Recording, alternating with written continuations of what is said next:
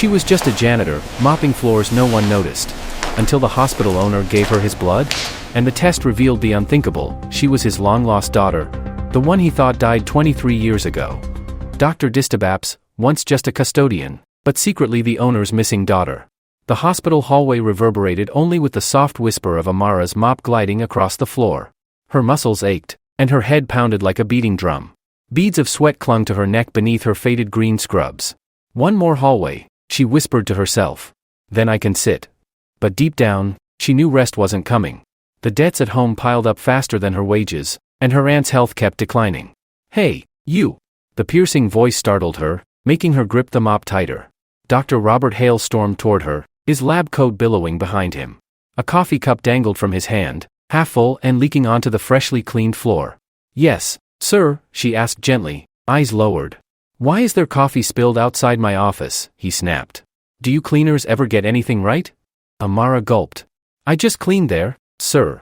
Maybe someone spilled it after. Don't talk back, Hale snapped, his face red with fury. I'm sorry, sir. I'll wipe it up again right now. Sorry isn't enough. I've warned your kind before about idleness. Before she could move, Hale seized a handful of her hair, yanking her down until her knees slammed the tile. Maybe being closer to the floor will help you do your tasks, he snarled. Amara gritted her teeth, holding in a cry as pain shot through her scalp. Dr. Hale. A deep commanding voice boomed from the end of the hallway. Hale froze. Slowly, he turned to see Winston Carter, the hospital's owner, walking toward him, his black suit immaculate, his expression dark and furious.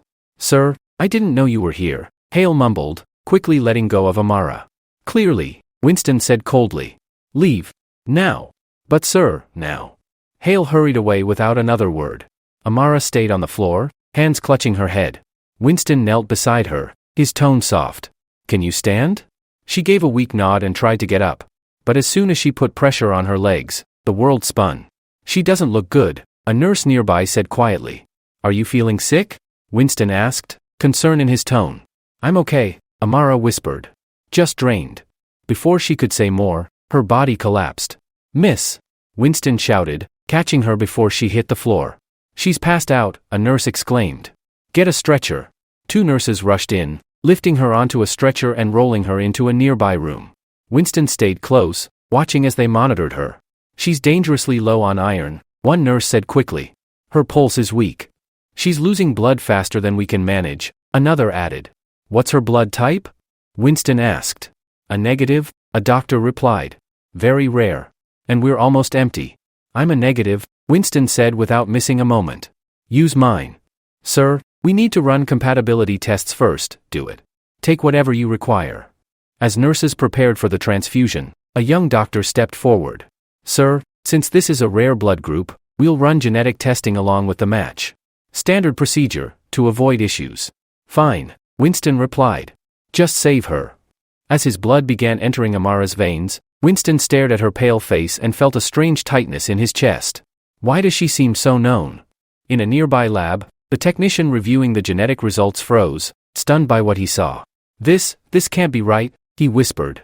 Meanwhile, Winston paced outside her room, his hands shoved deep in his coat pockets. His arm still ached faintly from the blood draw.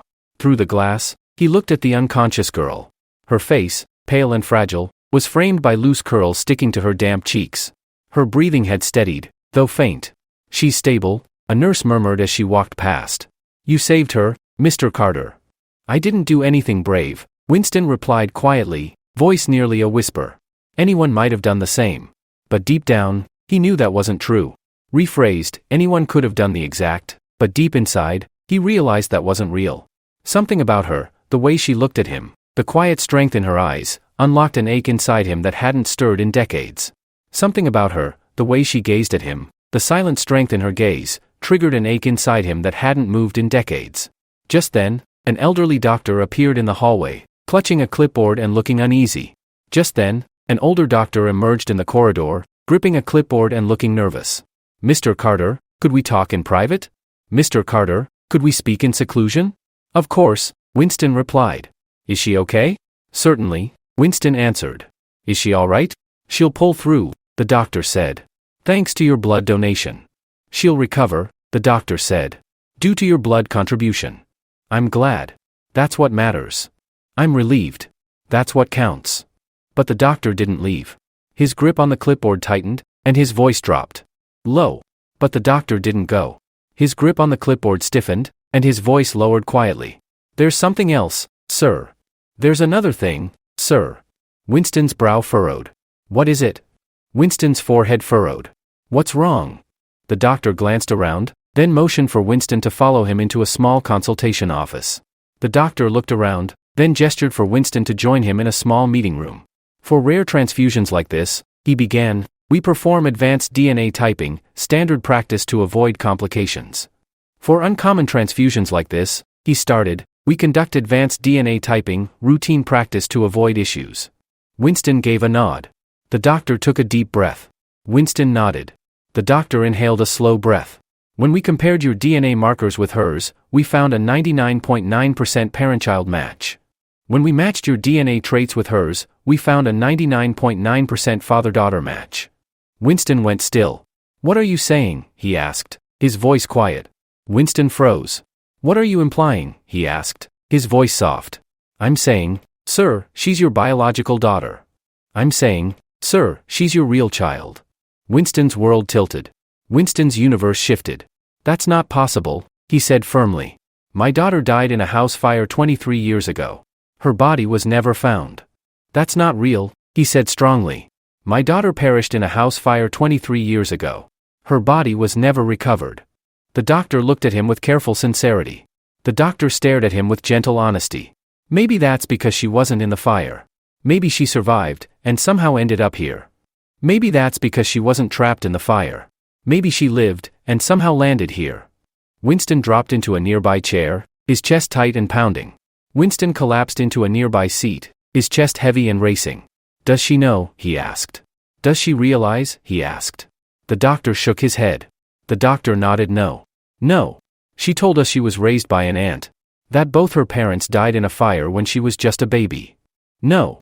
She said she was brought up by an aunt. That both her guardians died in a blaze when she was just a child. Winston closed his eyes. The truth cut deeper than any blade. Winston shut his eyes. The reality cut deeper than any knife. It's her, he whispered. It has to be. It's definitely her, he whispered. It has to be true. Back in the hospital room, Amara stirred. Her eyelids fluttered open as she blinked up at the bright ceiling. Back in the hospital chamber, Amara shifted. Her eyelids fluttered open as she stared up at the bright roof. Where am I? She murmured. Where am I? She whispered. You're safe, Winston said softly as he stepped into the room. You passed out, but you'll be okay. You're all right? Winston said quietly as he walked into the room. You collapsed, but you'll be fine. Amara slowly turned her head toward him, her eyes locking onto his. Amara slowly moved her head toward him, her gaze locking onto his. You stayed, she asked, her voice weak. You remained, she asked, her voice faint. I couldn't leave, he said gently. I couldn't go, he said softly. She watched him for a long second. She looked at him for a long moment. Thank you, for everything, she whispered. Thanks, for everything, she murmured. You don't need to thank me, Winston replied. If anything, I think I owe you more than you know. You don't need to thank me, Winston responded. If anything, I believe I owe you more than you realize. What do you mean? What do you imply? He paused, throat tight with emotion. He hesitated, throat tight with feeling. Amara, during your treatment, the doctors discovered something. Something about us. Amara, during your care, the doctors found something. Something about our connection. Her brows drew together. Her eyebrows drew together. What are you talking about? What are you saying? You're my daughter, he said finally, his voice trembling. You're my child, he said finally, his voice shaking. The little girl I thought I lost so many years ago, you're her. The little kid I thought I lost so many years ago, you're that one. Amara stared at him, stunned. Her lips parted in disbelief. Amara gazed at him, shocked. Her lips parted in awe. That's not possible, she whispered. That's not real, she murmured. My parents died in a fire. My aunt raised me. That's what I've always been told. My folks died in a blaze. My aunt brought me up. That's what I've always been taught. She was wrong, Winston said, his voice thick with pain. She was mistaken, Winston said, his voice thick with sorrow. Or maybe she never knew the full truth. Or maybe she never learned the entire truth. Tears gathered in Amara's eyes as Winston gently took her hand. Tears welled in Amara's eyes as Winston gently grabbed her palm. "I thought you were gone forever," he whispered. "But you survived. You're here." "I thought you were lost forever," he whispered. "But you made it. You're here." Her lips trembled as she whispered back. Her lips quivered as she whispered back. "If you really are my father, why did it take this long to find me? If you really are my dad, why did it take this long to discover me?" He held her fragile hand tighter. He held her delicate hand firmer. "Because life isn't always fair. But I'm here now. And I'm not going anywhere ever again. Because life isn't always just. But I'm here now. And I'm not leaving again." And in that quiet hospital room, two hearts, separated by time and tragedy, found their way back to each other.